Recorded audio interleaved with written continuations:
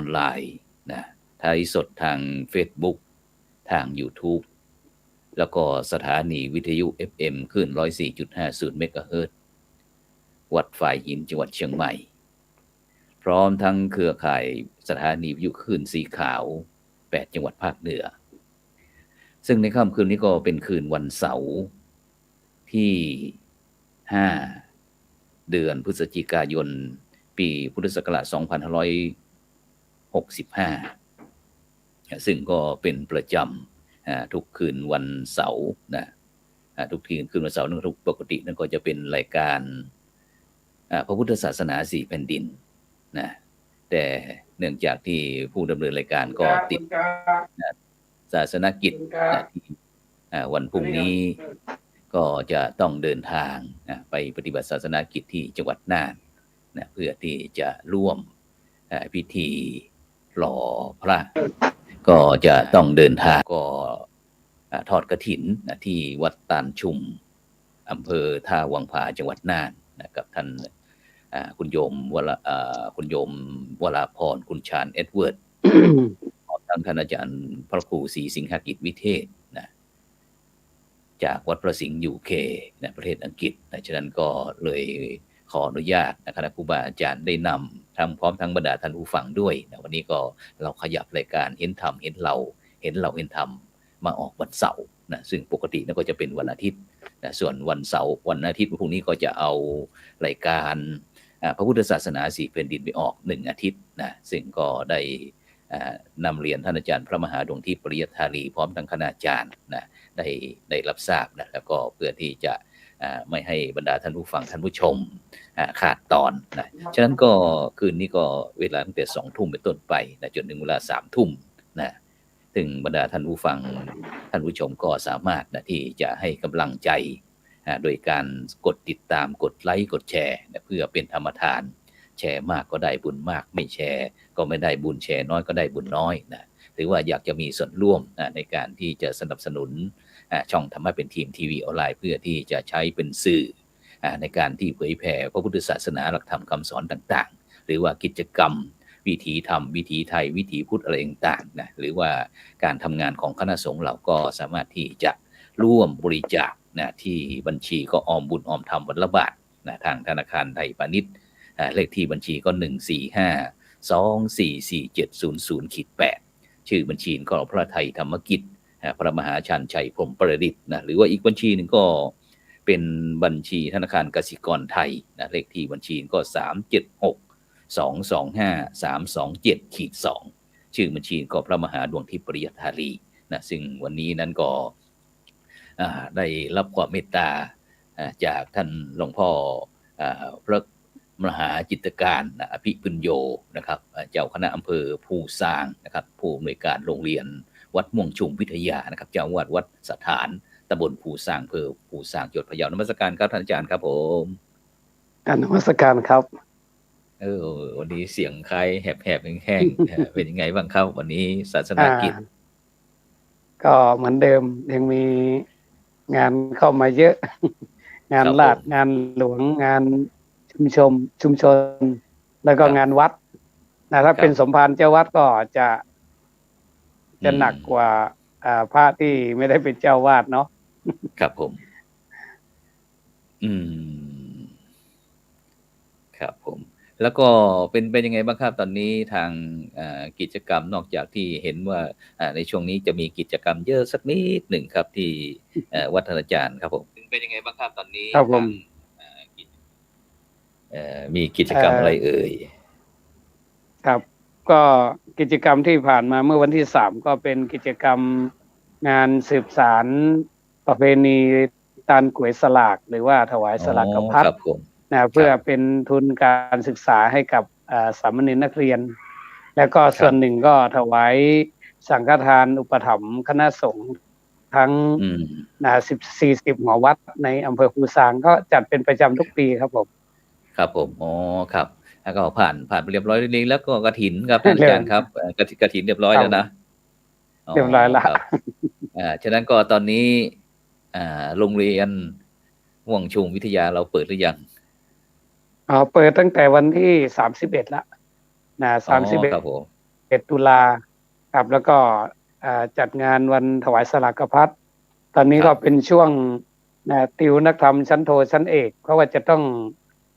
สอบในวันที่10 ถึงวันที่ 13เนาะแล้วก็ส่วนหนึ่งก็ต้องไป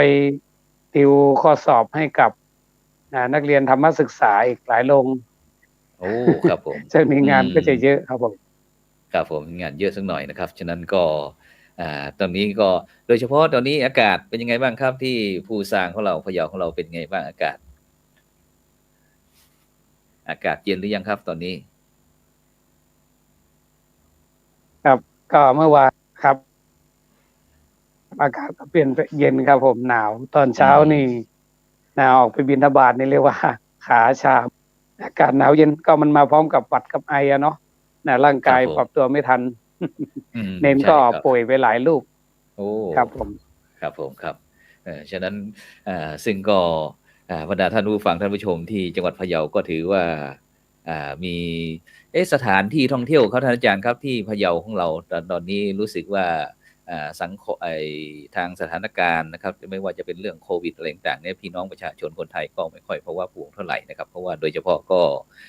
ใกล้ที่จะสิ้นปีนะครับซึ่งก็จะมีการเดินทางไปที่นู่นที่นี่ครับถ้าสมมุติว่าจะมีบรรดาท่านผู้ฟังท่านผู้ชมนะครับไปพะเยาเนี่ยอยากจะไปอยากในฐานะที่เป็นอยู่ที่คนที่อยู่ในจังหวัดพะเยาเขาอยากจะแนะนำอะไรสถานที่ท่องเที่ยวบ้างไหมครับมีที่ไหนท่องเที่ยวไปบ้างครับผมในช่วงนี้ก็คงจะหลักๆเนาะนี่บอกว่ากวานพะเยาแหล่งชีวิตส่วนใหญ่ก็จะมาเที่ยวกวานพะเยาเนาะไหว้พระเจ้าตนหลวงวัดศรีคมคำแล้วก็จะมีแหล่งท่องเที่ยวอย่างวัดอนาลโยซึ่งหลายท่านก็ไปนมัสการซึ่งเป็นที่พำนักของหลวงปู่ขาวในอดีตเนาะก็เป็นวัดที่ศักดิ์สิทธิ์แล้วก็นอกจากนั้นก็จะเป็นพวกน้ำตกทานสวรรค์ที่อำเภอปงเนาะอำเภอปงแล้วก็จะมีที่ปูซางก็จะเป็นน้ำตกปูซางส่วนใหญ่ทางพะเยานี่จะมีที่ท่องเที่ยวเชิงวัฒนธรรมเยอะหลายหมู่บ้านก็จะมีเกี่ยวกับวัฒนธรรมประเพณีตอนนี้ก็งานยี่เป็งซึ่งที่ปู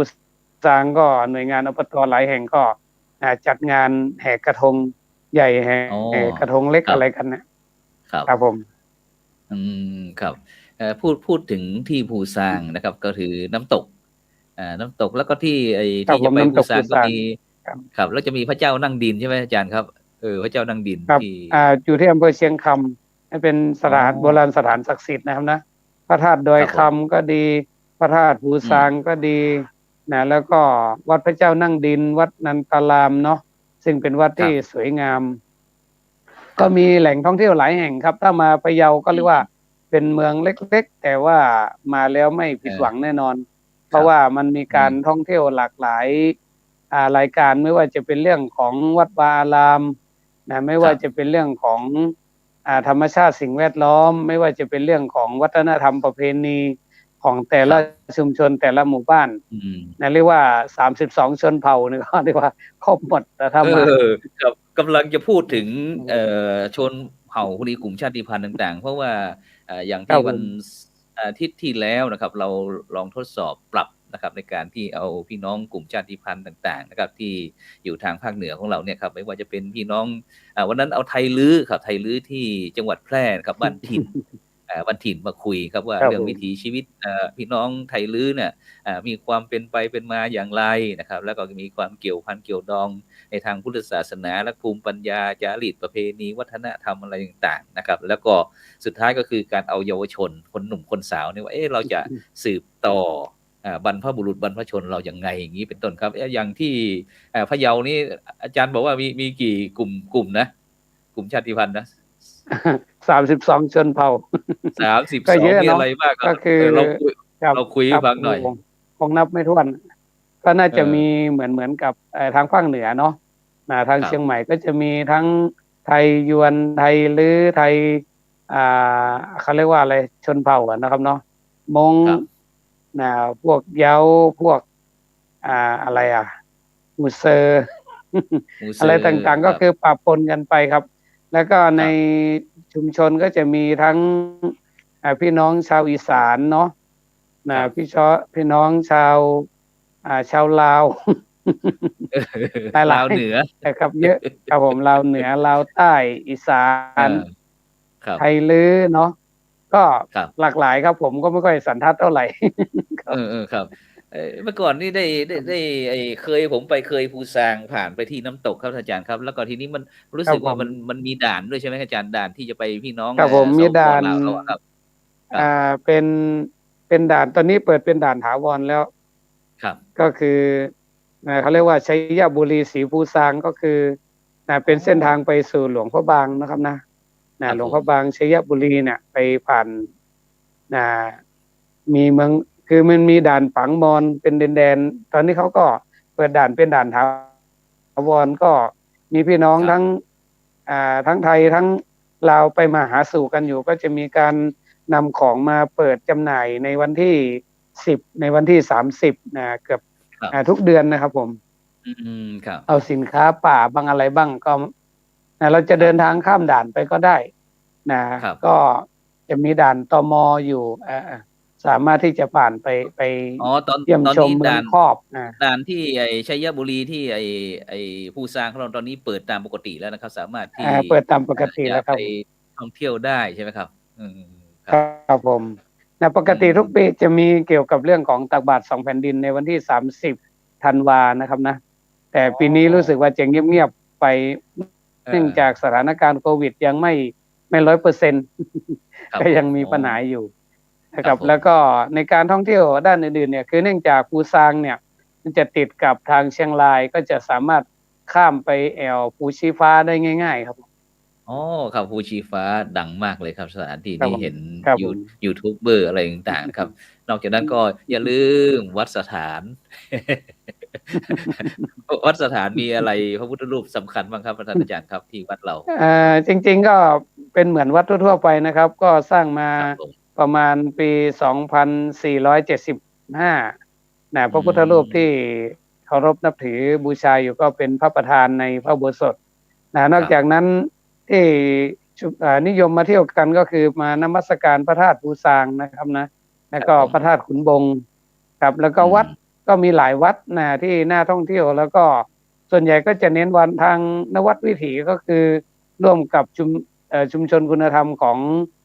สำนักงานวัฒนธรรมจังหวัดนะครับก็ใครที่มาเที่ยวพะเยาเนี่ยเขามักจะมาเที่ยวชุมชนนะครับมีครับอย่างที่วัดสถานก็มีนะครับชุมชนบ้านสถานทั้ง3หมู่บ้านนี่ก็มีบ้านสถานนี่เป็นพี่น้องชุมชน ไทยลื้อหมดเลย ว่าเป็นไทยลื้อ เป็นไทยลื้อหมดเลยครับไทยลื้อหมดครับก็จะ ชีวิตไทยลื้อ มาเยี่ยมชมวิถีชีวิตไทยลื้อครับผมครับอ๋อมีเกี่ยวกับเรื่องการนำท่องเที่ยวในชุมชนวิถีไทยลื้อด้วยใช่ไหมครับ หรือว่ามีที่วัด ครับผมที่มาเที่ยวที่ชุมชนครับ ก็วัดก็เป็นส่วนหนึ่งของชุมชนเวลาเขามาเยี่ยมก็มาเที่ยววัดบ้างก็มาหาข้อมูลอะไรต่างๆซึ่งพี่น้องไทยลื้อทั้ง3หมู่บ้านนี่ก็เขาก็เน้นเคร่งครัดในเรื่องของศีลธรรมแล้วก็วัฒนธรรมประเพณีกิจกรรมทางพุทธศาสนาก็ค่อนข้างจะเข้มข้นมีกิจกรรมหลายอย่างในภาคพรรษาการก็จะมีการสวดกรรมฐานเวลาเข้าพรรษาออกพรรษาก็จะมีกิจกรรมปลีกย่อยหลายอย่างซึ่งญาติโยมที่มาเที่ยวไทยลื้อเนี่ยนอกจากมาเยี่ยมชมการเกษตรซึ่งที่โด่งดังของหมู่บ้านก็เป็นเรื่องของผักสวนครัวรั้วกินได้ก็คือข้างทางนี่ก็จะมี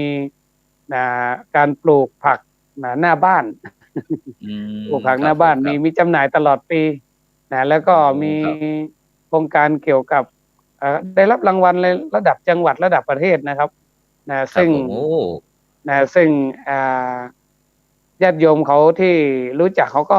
มาเที่ยวกันเยอะนะครับมากันเยอะเหมือนกันในเชิงวัฒนธรรมประเพณีของพี่น้องไทยลื้อที่ยังรักษา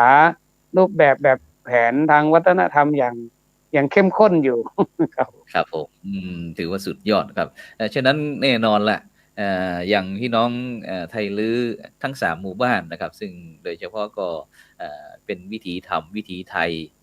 ทยลื้อก็แล้วกันเนาะไทยลื้อซึ่ง ก็คงจะมี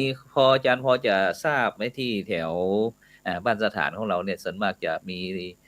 พื้นเพเดิมมาจากที่ไหนเอ่ยหรือว่าจะอพยพมาทางไหนเอ่ยก็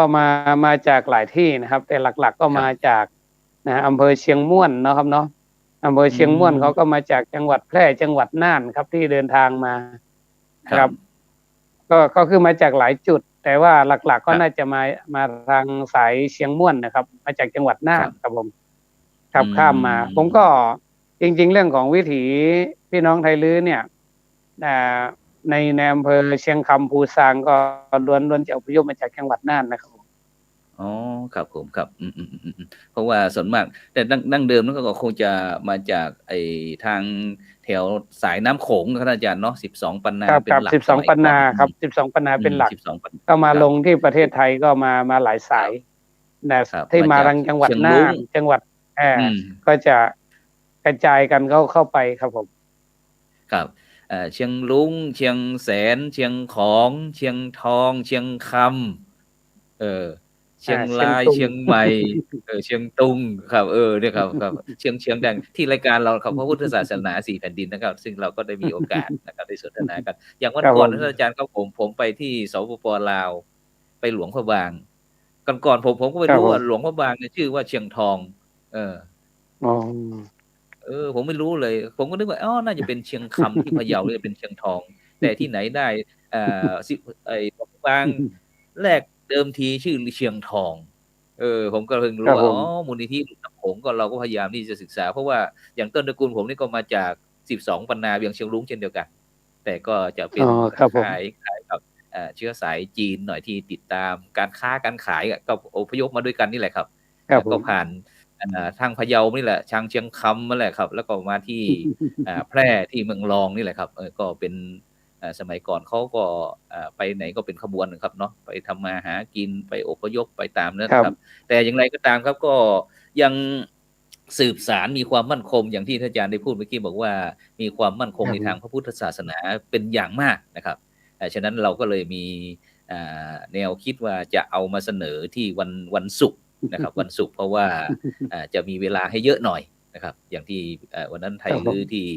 บ้านถิ่นนะครับตำบลบ้านถิ่นทั้งตำบลเลยครับอำเภอเมืองจังหวัดแพร่นี่ก็เช่นเดียวกันก็มาคุยกันเมื่อกี้ก็ได้คุยท่านอาจารย์เจ้าคุณอมรเวทีนะครับแล้วก็ท่านอาจารย์พระครูปริยัติธรรมพินิจนะครับบอกพ่อแวนที่ก็คุยบอกว่าจะมีโอกาสก็จะเอาพี่น้องชาวล้วมาคุยด้วยนะครับฉะนั้นท่านอาจารย์ครับในปัจจุบันนี้นะครับโดยเฉพาะยุคในเทคโนโลยีนะครับยุค New Normal อะไรต่างๆวิถีใหม่อะไรต่างๆนะครับก็ทำให้พวกเรารู้สึกว่าในการศึกษาค้นคว้าอะไรต่างๆเนี่ยมันง่ายจริงๆครับอย่างที่ตอนนี้ท่านอาจารย์อยู่ที่อำเภอภูซางผมอยู่ที่เชียงใหม่นะครับก็สามารถที่จะนั่งคุยกันสนทนากันแบบอย่างเหมือนกับเรานั่งคุยกันตามปกตินะครับฉะนั้นตรงนี้นะครับเป็นอาจารย์มองยังไงบ้างในปัจจุบันนี้ถ้าสมมุติว่าในการเผยแผ่พระพุทธศาสนาของเราเนี่ยอยากจะครับก็เฉพาะครับผมครับมันง่ายขึ้นนะครับนะคือครับในยุคปัจจุบันเนี่ยมันเป็นยุคที่สังคมมีการเปลี่ยนแปลงอย่างรวดเร็วเนาะในด้านวิวัฒนาการแล้วก็เทคโนโลยีต่างๆซึ่งทุกๆศาสนารวมทั้งศาสนาพุทธเราก็ต้องมีการปรับตัวซึ่งถ้าหากว่าเราไม่ปรับตัวปุ๊บเนี่ยเราก็อาจจะอยู่ร่วมกับสังคมยากแล้วก็ลำบากฉะนั้นการปรับตัวนั้น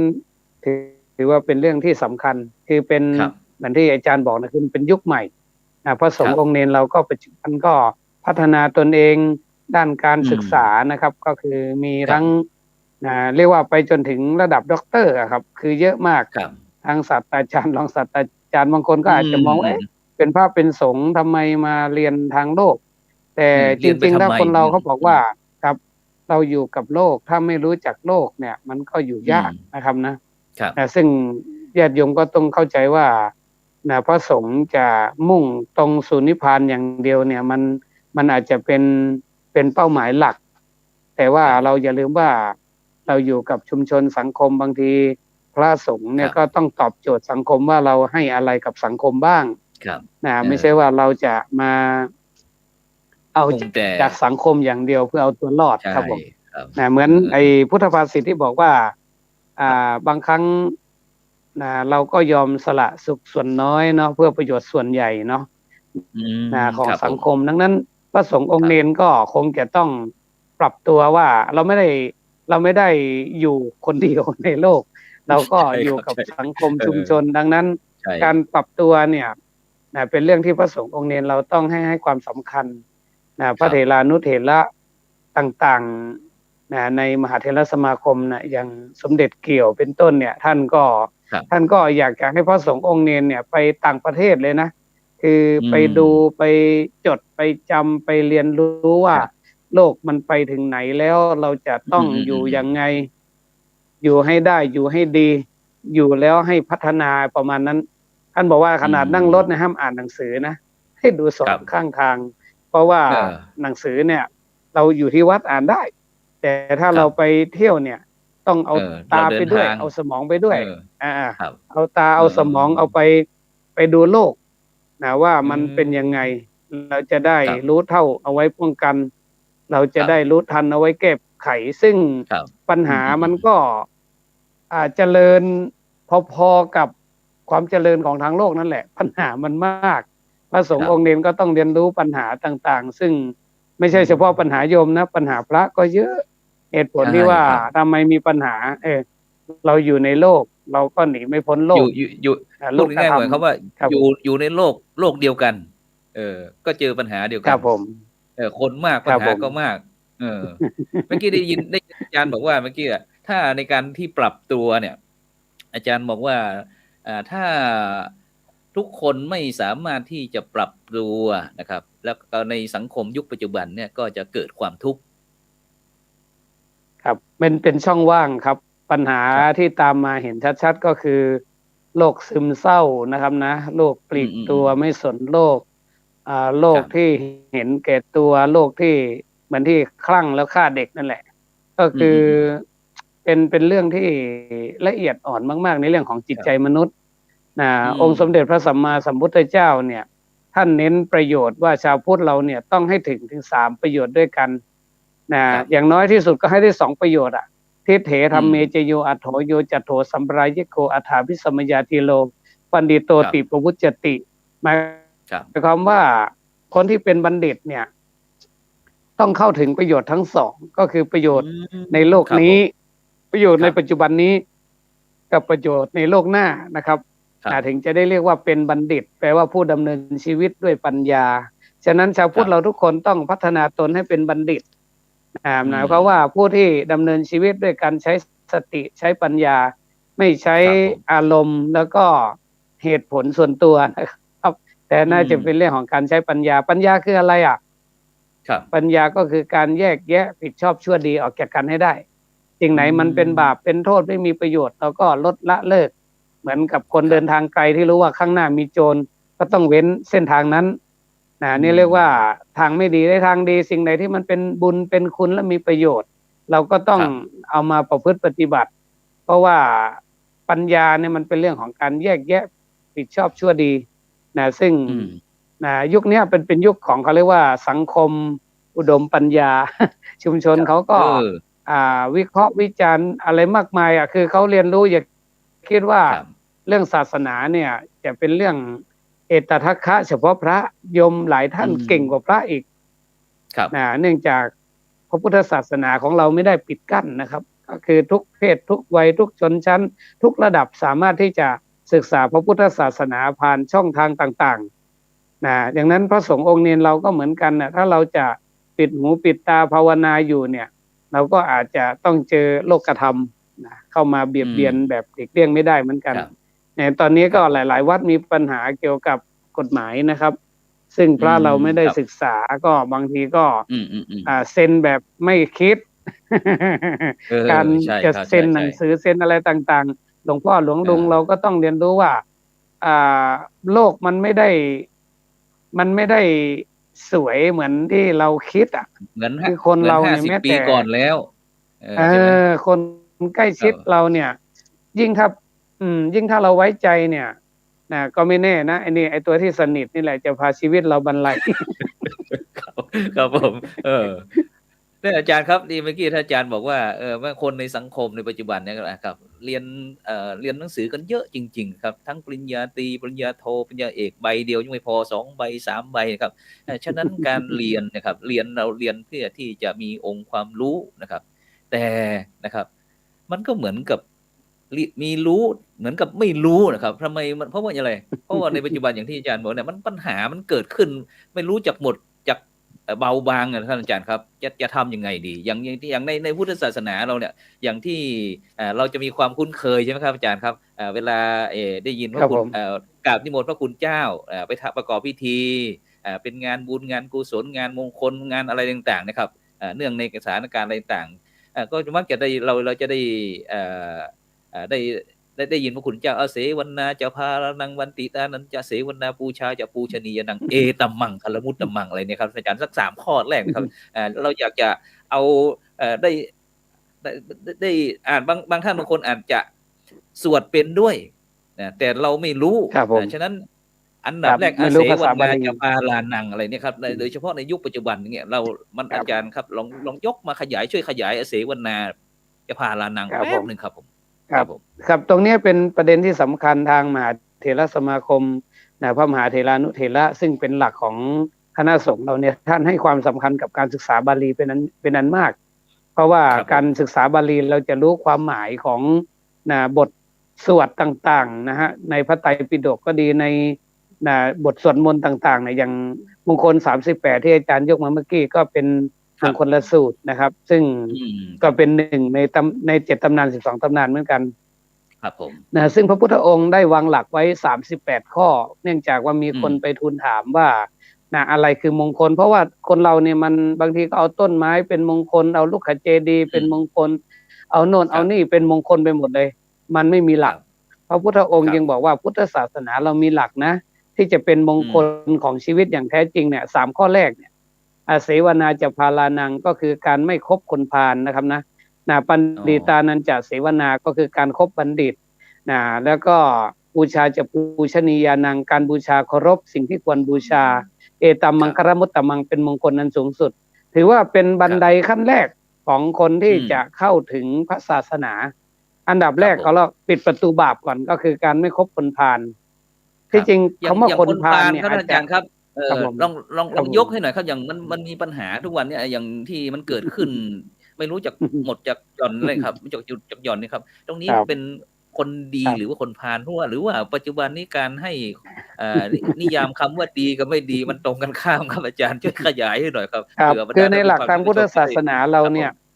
ครับผมในหลักทางพุทธศาสนาของเราเนี่ยพุทธองค์เน้นที่กายวาจาใจนะครับนะถ้าเป็นคนพาลเนี่ยคิดก็ไม่ดีละ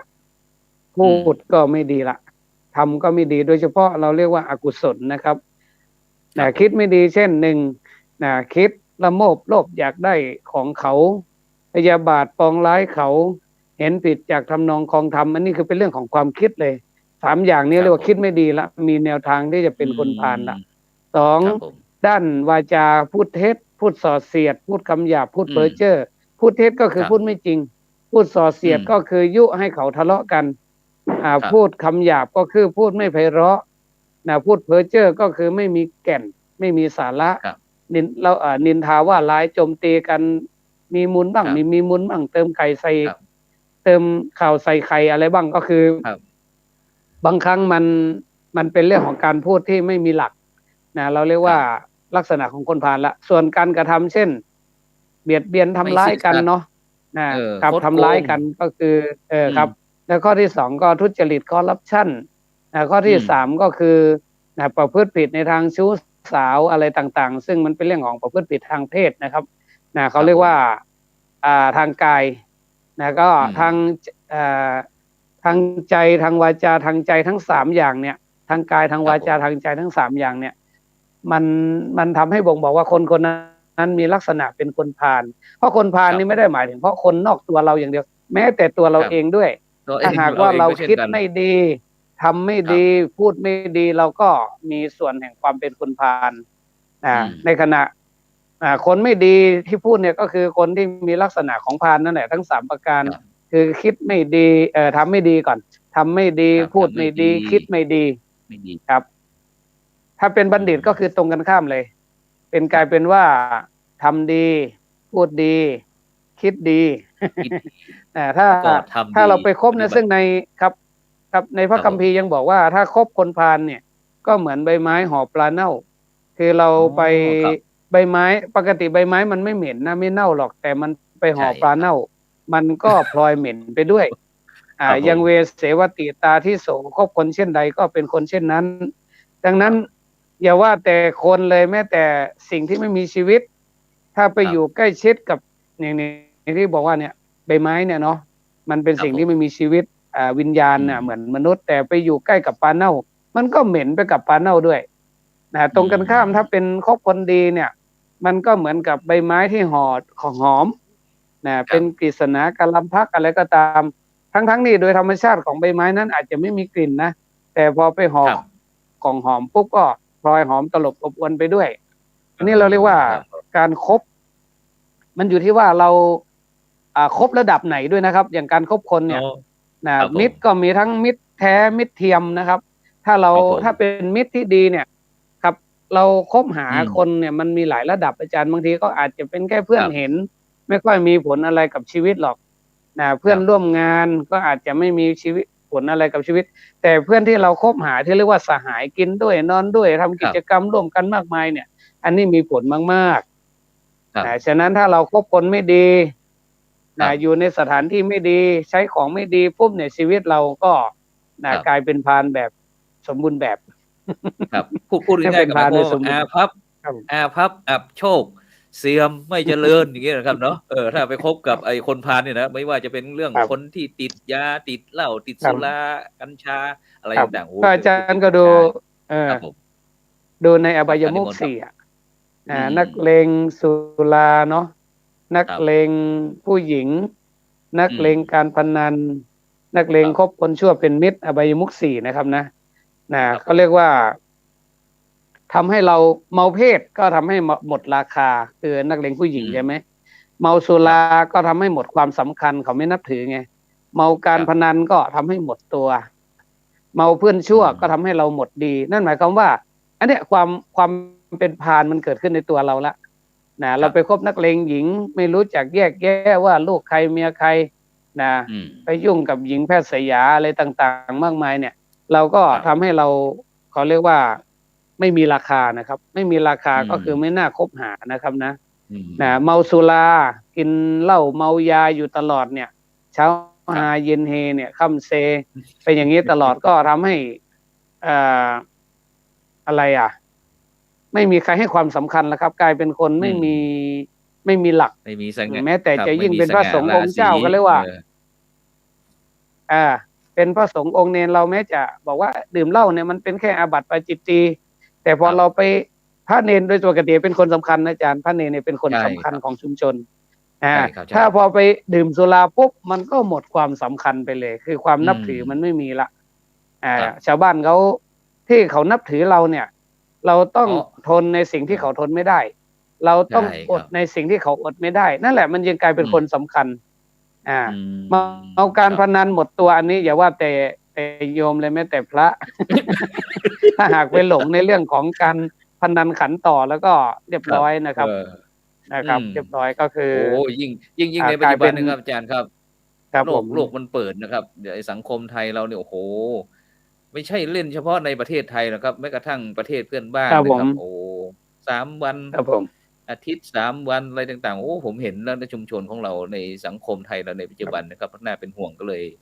ได้อยากจะให้ที่อาจารย์มาคุยนะครับ ตั้งแต่อเสวนา จะพารานังบัณฑิตานันจะเสวนานี่ครับ ที่มา ครั คุ บ ยเนี่ย อยากจะให้บรรดาท่านผู้ฟัง ท่านผู้ชมได้เข้าใจ แล้วก็จะได้นำไปประยุกต์ใช้ ให้เป็นชาวพุทธที่ เขาเรียกว่า ที่สมบูรณ์นะครับอาจารย์ครับ ครับ ค ผ รับ ม กราบนิมนต์ต่อ ทุ เล ก ยค วั รั น บผ นี้ ม ญาติโยมเขาก็ทำกันอยู่ เพียงแต่ว่าเรายังอยู่ในรูปของวัฒนธรรมประเพณี อื ยังไม่ ม เข้าถึงหลักธรรม ค อ รั ย่าง บ ที่บอกว่า พุทธเจ้าบอก 3 ข้อแรกเนี่ย มันเป็นบันไดขั้นแรกเนาะ ไม่ ค ครับ บ ผ ค ม น ใช่ ช ครั ั่ บ ว เขาเรียกว่าปิดประ อื ตู ม บาป คบ ค ครับ น ผม ดี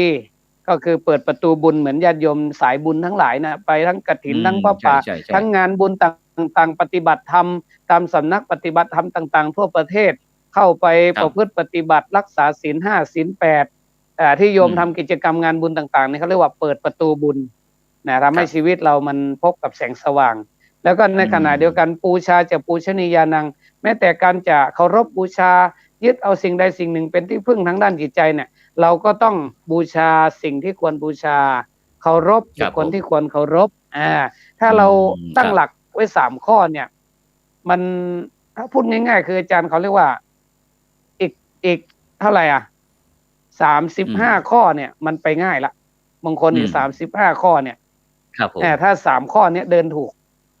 คืออันดับแรกก็คือบอกปิดประตูบาป ประตูบาปก็คือสิ่งอะไรก็ตามที่ทำให้แล้วทำไปแล้วทำให้เราชีวิตของเรามัน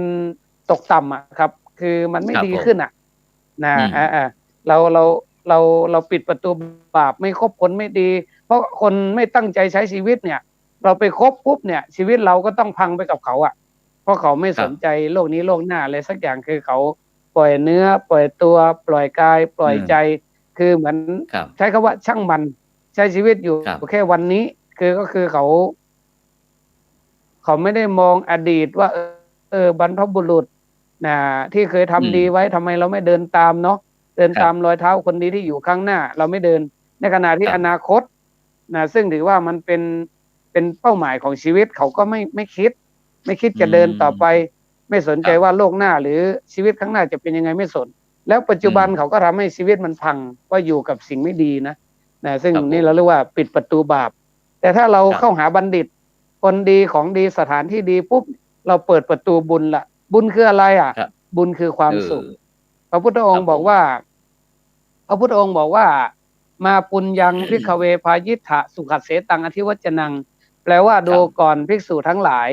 เธอทั้งหลายอย่าได้กลัวบุญเลยคำว่าบุญนี้เป็นชื่อของความสุขฉะนั้นที่โยมแสวงบุญกันทุกวันเนี่ยคือเราแสวงหาความสุขนั่นเองซึ่งมันอยู่ที่ใจของเราละถ้าเราทำแต่ความดีคิดดีพูดดีทำดีไปสู่สถานที่ดีๆเนี่ยความสุขมันก็เกิดที่ตัวเราก่อนเราถึงจะแผ่ขยายไปหาคนรอบข้างรอบตัวเราแต่ถ้าเกิดตัวเองไม่มีความสุขเราจะไปสร้างความเดือดร้อนให้คนอื่นเหมือนที่คลั่งแล้วฆ่าคนไปเท่าไหร่จานนั้นก็คือตัวเองพังอยู่คนเดียวแต่ไปทำให้คนอื่นพังด้วยแต่มนุษย์เราเนี่ยมันพระพุทธองค์ถึงตลอดพระชนชีพของพระองค์เนี่ยไม่ได้เน้นสร้างวัดสร้างวาอะไรเลยนะพระพุทธองค์เน้นสร้างคนอย่างเดียวทำคนชั่วให้เป็นคนดีทำคนอัปรีให้เป็นคนที่มีสิริมงคลคือพระพุทธองค์ทำตลอดชีวิตของพระองค์เนี่ยอย่างกรณีโจรองคุริมานเนี่ยที่เป็นปัญหาของแผ่นดินเลยเนี่ยพระพุทธองค์ก็ปราบใช้ธรรมะตัวนี้แหละไปปราบใจขององคุริมานเนี่ยให้เห็นดีเป็นดีเห็นชอบเป็นชอบเห็นชั่วเป็นชั่วแล้วก็เลือกเส้นทางที่ถูกต้องฉะนั้นสังคมไทยเราเนี่ยจริงๆแล้วนะครับมันผมว่าเป็นสังคมที่โชคดีมากๆนะครับเพราะว่าเรามีวัดครับคือมีวัดเกือบทุกชุมชนเลยครับวัดก็รู้อยู่แล้วนะมันวัดวาวัดในวัดกายวัดใจก็คือมีแหล่งบำเพ็ญบุญคือเราเรียกว่าบ่อบุญมีทุกจุดเลยเพียงแต่ว่าเราเข้าไม่ถึงจุดเขาบอกไปวัดเราไม่ถึงวัดเพราะเราไม่ได้ไปวัดใจวัดกายตัวเองเลยว่าชีวิตเราเนี่ยมันการกระทำเนี่ยมันดีหรือยังคำพูดเนี่ยมันดีหรือยังจิตใจเนี่ยมันดีหรือยังเราไม่ได้ไปวัดเรามองแต่ไปดูวัตถุดูโบสถ์ดูวิหารดูเจดีย์ดูความสวยงามดูความหรูหราเราไปเอากิเลสเราไปเอากิเลสซะส่วนใหญ่แต่ถ้าเกิดว่าทำไมเขาต้องสร้างวัดให้สวยสร้างโบสถ์ให้สวยเขาก็บอกว่าทำให้เกิดเจริญศรัทธาเจริญหูเจริญตาทำให้อยาก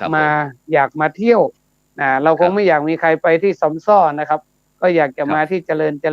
แต่ทีนี้พอมาถึงปุ๊บเนี่ยเหมือนเรามาถึงสะพานสะพานเขาก็บอกแล้วมีไว้ข้ามไม่ใช่ไปยึดสะพาน